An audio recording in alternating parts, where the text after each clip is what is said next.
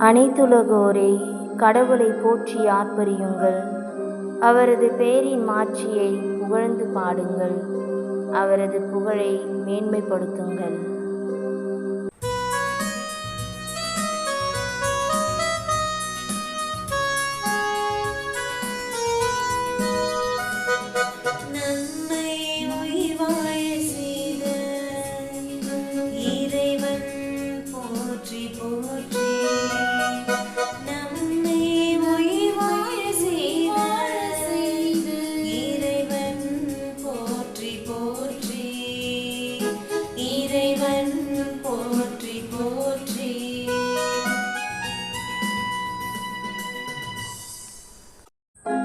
கடவுளை நோக்கி, உம் செயல்கள் எவ்வளவு அஞ்சத்தக்கவை!